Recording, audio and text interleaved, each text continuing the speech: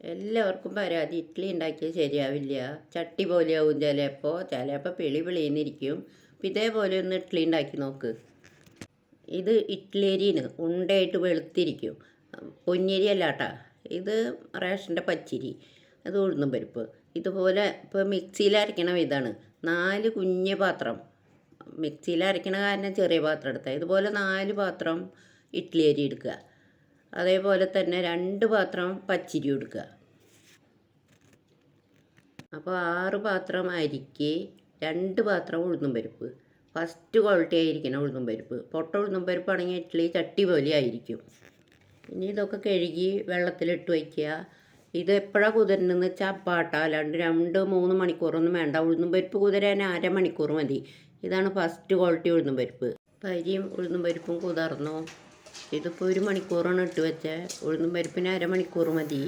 ഉഴുന്നും പരിപ്പ് ആദ്യം അരച്ചെടുക്കുക, അത് കഴിഞ്ഞിട്ടാണ് അരി അരച്ചെടുക്കുക.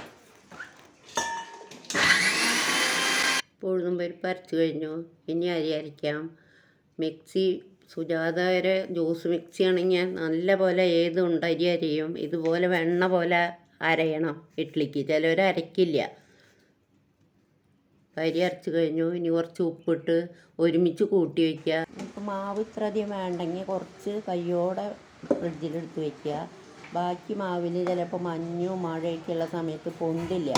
നമ്മുടെ കയ്യിൽ പുളിച്ച മാവ് തലേദിവസത്തെയോ അതിൻ്റെ മുമ്പത്തെയോ ഉണ്ടെങ്കിൽ അത് ഇതിൽ മിക്സാക്കി വയ്ക്കുക, പെട്ടെന്ന് പൊന്തും. മിക്സിയിൽ അരയ്ക്കണ അരിയുടെ കണക്കാണ് ഞാൻ ഇതുവരെ പറഞ്ഞത്. ഈ ഗ്രൈൻഡറിൽ അരയ്ക്കണമെന്ന് വെച്ചാൽ 5 ഗ്ലാസ് അരിക്ക് 1 ഗ്ലാസ് ഉഴുന്ന് മതി. ഇതിനാണെങ്കിൽ പുളിച്ച മാവിൻ്റെ ആവശ്യമില്ല. ഇപ്പോൾ മാവ് നല്ല പോലെ പൊന്തിയുണ്ട്. ഞാൻ ഒന്ന് ഇളക്കുക. ഏറ്റടിയിലേക്ക് ഇളക്ക് വരണമെന്നില്ല. ഇനി നമുക്ക് ഇഡ്ഡലി പാത്രം വെച്ച് ഓരോ കുഴിയിൽ ഒഴിക്കുക. അത് കഴിയുമ്പോൾ നമ്മളത് മൂടുമ്പോൾ അമർത്തി മൂടാൻ പാടില്ല, ഒത്തിരി ഒരു വിടവ് വേണം. എന്നിട്ട് ഒരു തട്ട് ഒഴിച്ചിട്ട് കുറച്ച് ആവിയൊന്ന് പൊന്തിയിട്ടാണ് വേറെ തട്ട് വയ്ക്കാൻ പാടുള്ളൂ. അപ്പോൾ നല്ല സൂപ്പർ ഇഡ്ഡലി ആയി കിട്ടും. ഇഡ്ഡലി വെന്തു നമ്മൾ കുറച്ച് വെള്ളം തെളിക്കും. വെള്ളം തെളിച്ച് കഴിഞ്ഞാൽ കുറച്ച് നേരം വെച്ചാലാണ് ഇഡ്ഡലി കിട്ടുക.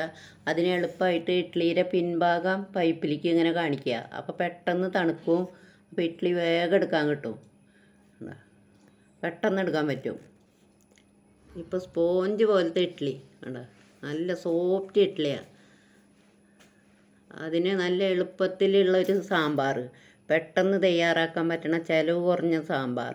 വെറും തുച്ഛമായ തക്കാളി സവോളി മാത്രം, കഷ്ണങ്ങൾ വേണ്ട, പരിപ്പ് വേണ്ട, നാളികേരം വറുത്തരയ്ക്കേണ്ട, പെട്ടെന്ന് തയ്യാറാക്കാൻ പറ്റുന്ന ടേസ്റ്റിയോട് കൂടിയ സാമ്പാർ. ചപ്പാത്തിക്കും ദോശയ്ക്കും ഇഡ്ഡലിക്കും ചോറിനൊക്കെ കഴിക്കാം. നല്ല ചട്നി, വെള്ള ചട്നി, കൊള്ളി. ഞങ്ങളുടെ സോഫ്റ്റ് ഇഡ്ഡലിയും സിമ്പിൾ സാമ്പാറും കൊള്ളിയും ചട്നിയൊക്കെ റെഡി ആയിരിക്കുന്നുണ്ട്.